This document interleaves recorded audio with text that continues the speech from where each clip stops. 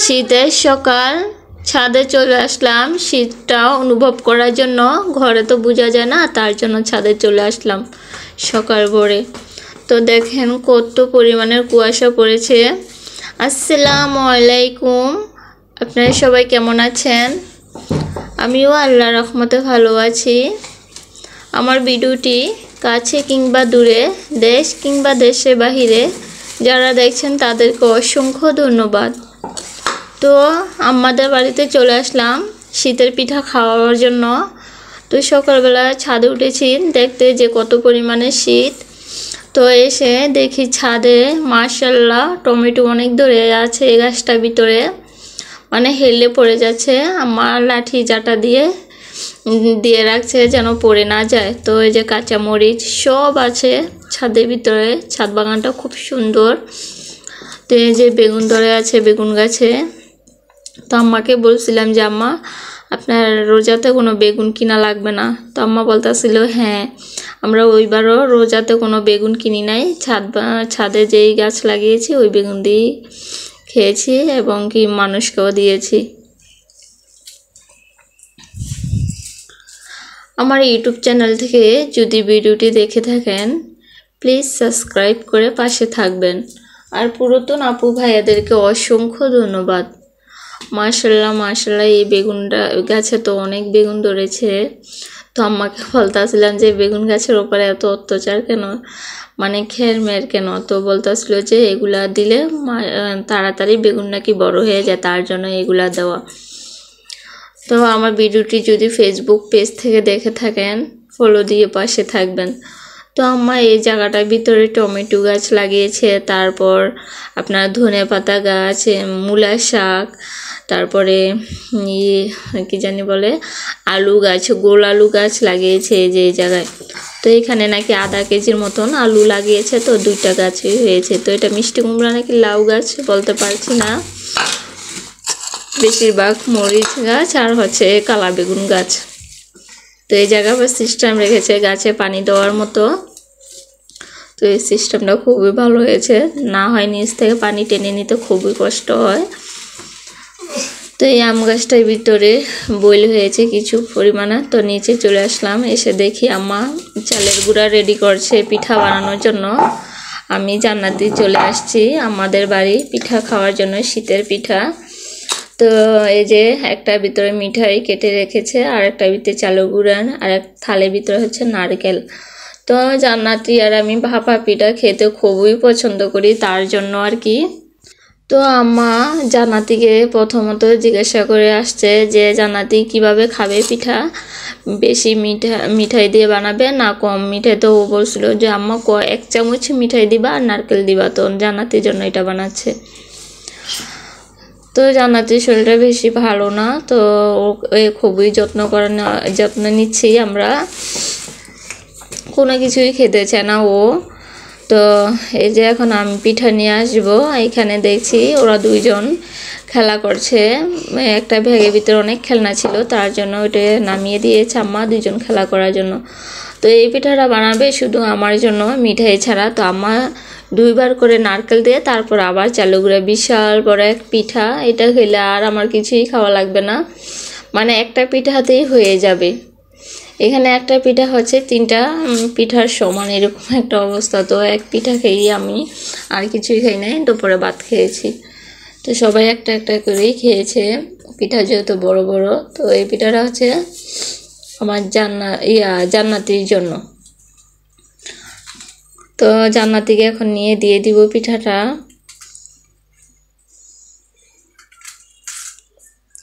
আমার পিঠা মিঠাই দিয়ে খেতে পারি না, আমারটা হবে লবণের আর নারকেল দিয়ে পিঠা, ভাপা পিঠা। যদিও মিঠাই দিয়ে খাই তাও কম মিঠাই দিয়ে। তো এই যে আমার পিঠাটা ভেঙে গিয়েছে। তো পিঠাটা ভেঙে গিয়েছে এই কারণেই বাটি নিয়েছি দিয়ে লেগে আছিল, তার জন্য তো আম্মা সুন্দর মতো কাচিয়ে দিয়ে দিয়েছে গুঁড়িটা। তো পিঠাটা হলেই খাবো। তো এই পিঠা এখন দিয়ে আসবো জান্নাতিকে ভেঙে সুন্দর মতো, জান্নাতি আর শিফা মা খাবে।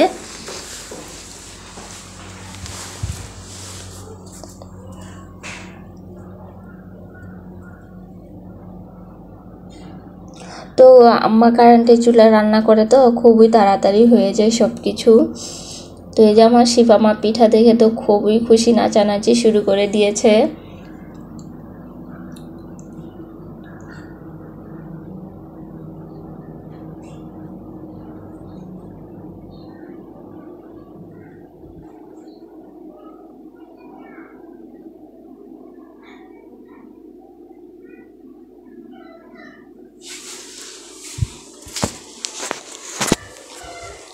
তো শিফা মা আবার হাসছে আমাকে দেখে।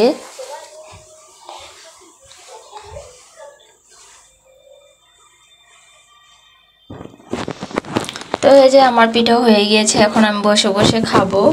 তো এই পিঠা তো আমি ভাবিকে বলতেছিলাম যে ভাবি নেন খান। ভাবি বলতেছিলেন শুধু লবণের পিঠা, আমি বলতেছিলাম হ্যাঁ নারকেল আর লবণের। না তুমি খাও।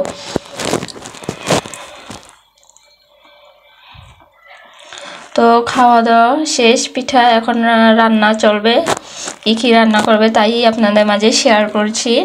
তো এই যে বট নামিয়ে ভিজায় রেখেছে, আর হচ্ছে এটা রুই মাছ আর পাঙ্কাশ মাছ। রুই মাছ কিনা আমি নামটা জানি না, তো আমি বললাম রুই মাছ আর চিংড়ি মাছ রেখেছে ভর্তা করার জন্য। তো আমি মূলা অনেক পছন্দ করি, তার জন্য আম্মাও বলতেছিল আচ্ছা ঠিক আছে মূলা রান্নাই করো, আর বট আর হচ্ছে টমেটো দিয়ে আর একটা মাছ ভুনা করবে, আর এই চিংড়ি মাছের ভর্তা। আর পাঙ্গাস মাছগুলো হচ্ছে শিফা মা আর জান্নাতির জন্য। তো এই যে এখন তেল দিয়ে দিচ্ছি।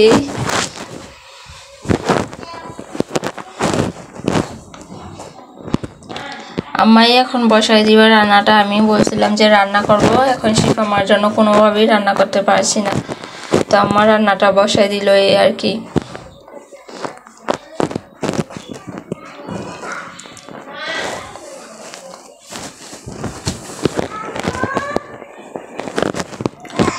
আম্মা হচ্ছে হলুদ লবণ খুবই কম দিয়ে রান্নাটা করছে, যেহেতু মূলা তরকারি। তো আম্মা বলতেছিল যে এই তরকারিতে হলুদ লবণ মানে মরিচ কমই দিয়ে রান্না করলে খেতে ভালো লাগে। তো আমি বলতেছিলাম আচ্ছা ঠিক আছে, যেভাবে মজা হয় এরকমভাবেই রান্না করেন।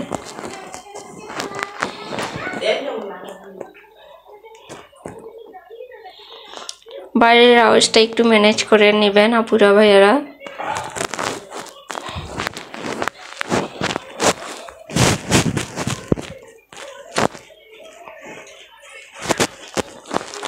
তো এদিকে যে আমার শিফা মা সিঁড়িকোটার নিচে একটা ছোট্ট খাট আছে, ওই খাটে বসে শুয়ে শুয়ে মাছ খাচ্ছে, ভাজা মাছ।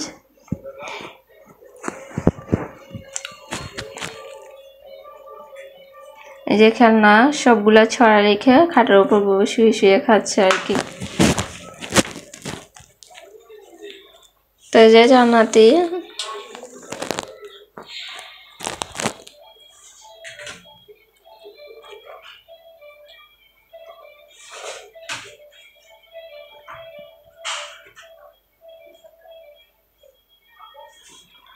তো ধোঁয়ায় তরকারি ধোঁয়ায় ক্যামেরাটা অন্ধকার মতো হয়ে গিয়েছে, কি আর করবো, যে এভাবেই আমার ভিডিও করতে হয়। তো তরকারিটা হয়ে গিয়েছে, এখন ধনেপাতাটা দিয়ে দিলাম।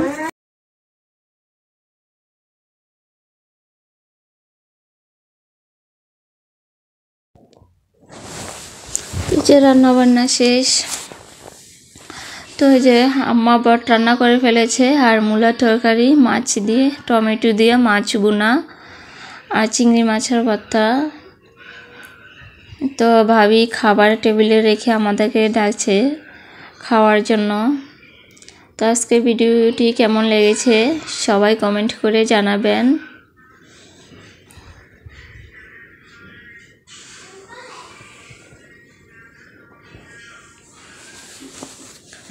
আজকের ভিডিও পর্যন্ত, আল্লাহ হাফেজ।